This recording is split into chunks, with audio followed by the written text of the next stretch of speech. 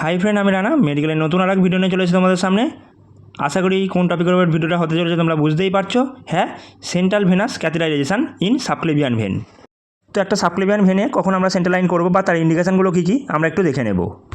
তো CBP monitoring, শক management, cardiac arrest management, বিভিন্ন inotropic support যেমন নরেট, ডোপা, ডোবিউটা, ভ্যাসো, এছাড়াও পেরিফেরাল ভেন অ্যাভেলেবেল পাওয়া না গেলে এছাড়াও ইঞ্জেকশান এনএসিএল, কেসিএল বা টোটাল পার ইন্টারনাল নিউট্রিশন সাপোর্ট, কন্ট্রা ইন্ডিকেশানগুলো দেখে নেব। পাঞ্চার সাইড ইনফেকশান থাকলে, কোয়াগুলোপ্যাথি, এছাড়া অ্যানাটমিক্যাল কোনো ইস্যু থাকলে, এছাড়াও প্রক্সিমাল ভাস্কুলার ইঞ্জুরি, এছাড়া টেম্পোরারি বা পার্মানেন্ট পেসমেকার বা আইসিডি থাকলে আমরা জুগুলার বা সাবক্লেভিয়ানে করব না।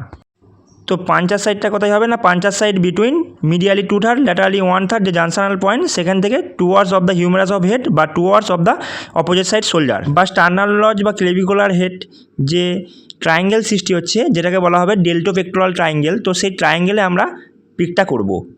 তো এবারে স্টেপ বাই স্টেপ দেখে নেওয়া যাক কীভাবে আমরা সাবক্লেভিয়ান ভেনে triple lumen central venous catheter insert করছি। তো চলো ভিডিওটা শুরু করা যাক। তো মিডিয়ালি 2/3 বা ল্যাটারালি 1/3 যে জানসানাল পয়েন্টটা সেইখান থেকে অপোজিট সাইড শোল্ডার আমরা পিক করলাম, খুব সহজেই ভেন চলে এলো। এরপরে আমরা ওয়াই কানেক্ট নিডলের মাধ্যমে আমরা গাইড ওয়্যারটা সেন্ট্রাল ভেনাসে আমরা ইনসার্ট করছি বা সাবক্লেভিয়ান ভেনে ইনসার্ট করছি। খুব স্মুথলি গাইড ওয়্যারটা যাবে, যেটা তোমরা ভিডিওতে খুব সহজেই দেখতে পাচ্ছ। তো এইভাবে আমরা গাইড ওয়্যারটা ইনসার্ট করব সাবক্লেভিয়ান ভেনে। সাবক্লেভিয়ান বা জুগুলার যাই হোক না কেন, আমাকে লাইন করবার সময় আমাকে মনিটরিংটা ভালো করে ফলো করতে হবে। ইসিজি গ্রাফ লক্ষ্য করতে হবে যে ভেন্টিকুলার একটোপিক আসছে কি না। যদি আসে আমরা তাহলে গাইড ওয়্যারটা কিছুটা বার করে নেবো। এরপরে তোমরা দেখতে পাচ্ছ ডায়ালেট করে নেওয়া হচ্ছে ডায়ালেটার দিয়ে জায়গাটা।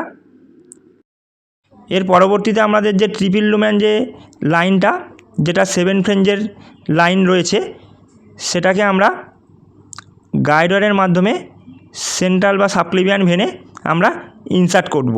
তো কীভাবে ইনসার্ট করছি তোমরা দেখতে পাচ্ছ। তো গাইড ওয়্যার দিয়ে ইনসার্ট করলে ডিস্টাল যে পোর্টটা থাকে সেখান থেকে ওই গাইড ওয়্যারটা বেরিয়ে আসবে এবং সেটাকে ক্ল্যাম্প করে আমরা সেন্ট্রাল ভেনাস ক্যাথেটারটা পুরোপুরি সাবক্লেভিয়ান ভেনে ইনসার্ট করব। তো ভিডিওটা দেখে নেওয়া যাক স্টেপ বাই স্টেপ। তো পুরোপুরি ট্রিপল লুমেন সেন্ট্রাল ভেনাস ক্যাথটা ইনসার্ট হয়ে যাওয়ার পর আমাদের ভিতরে থাকা যে গাইড ওয়্যারটা রয়েছে সেটা এবারে ডিস্টাল পোর্ট থেকে রিমুভ করে নেব ধীরে ধীরে। তো এইখানেই লাইনটা শেষ নয়, এর পরবর্তীতে আমরা যে 3টে পোর্ট রয়েছে ট্রিপল লুমেন অর্থাৎ মিডিয়াল, ডিস্টাল বা প্রক্সিমাল, এই 3টে পোর্ট দিয়ে ব্লাড আসছে কিনা এবং এনএস দিয়ে দেখে নেব যে ঠিকঠাকভাবে এনএস ফ্লাশ যাচ্ছে কিনা।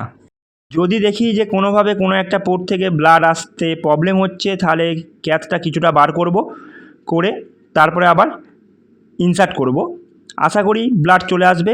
একমাত্র দুটো দিয়ে আসছে, একটা দিয়ে আসছে না, তাহলে ধরে নিতে হবে টিপটা তার কোনো ওয়ালে ঠেকে রয়েছে, অসুবিধা নেই। যদি দেখা যায় 3টে পোর্টের মধ্যে 3টের কোনোটাই আসছে না, তাহলে আমরা আবার ক্যাথটা রিমুভ করব, করে আবার রিইনসার্ট করব। এটাই হচ্ছে প্রসেস একটা triple lumen central venous cath insert করবার। তো লাস্ট হচ্ছে চেস্ট এক্সে রাইট সাবক্লেভিয়ান ভেনের, আর লেফট সাবক্লেভিয়ান ভেনে করলে তারও চেস্ট এক্সে ফলস্বরূপ একটা নমুনা এই ভিডিওর মাধ্যমে তুলে ধরা হলো। তো এর একটা কমন রিস্ক ফ্যাক্টর যেটা হচ্ছে নিউমোথোরাক্স হয়ে যাওয়ার ভয় থাকে। তো যখন আমরা লাইনটা করব ইনসার্ট সাবক্লেভিয়ান ভেনে, তো অতীব নিখুঁতভাবে সাবধানে করতে হবে।